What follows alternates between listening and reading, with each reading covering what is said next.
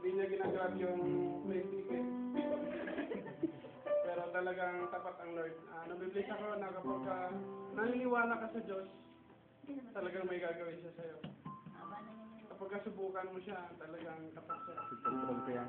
Sa buhay naman ni Lori, Eliminate ko na sa YouTube eh. ayun, nabibless din ako kay Lori dahil yun, nagkaroon siya ng compassion sa bawat isa.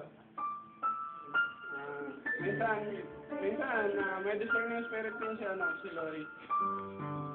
Nastambul ako, bigla niya akong naginig. Alam ko may problema ka.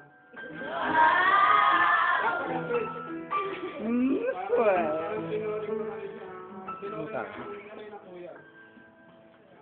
Na-appreciate ko yung mga kornel na patawa. Tawa ng tawa, naiigat na. Nakakatawa. Si Jen naman, kahit ganyan siya, alop na alop siya sa tao, so tumayo sa harap. Pero makita mo siya kapag ka magtamburin. Talaga namang binibigay talaga yung tabi.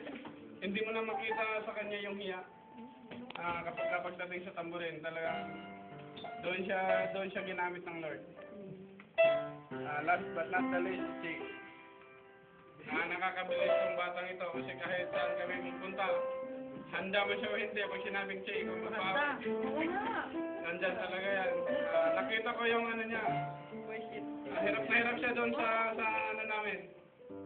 Sabi na, Bayo, bakit ganito? Kapag hindi mga Kristiyano yung kaharap, parang napakahirap tumayo doon sa company namin. Pero bliss na bliss ako dahil nagawa niya pa rin yung the best para sa Lord.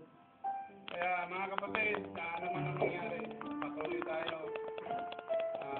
Ano mga nakita ninyo na patikisuran sa mga kapatiran, huwag yung tingnan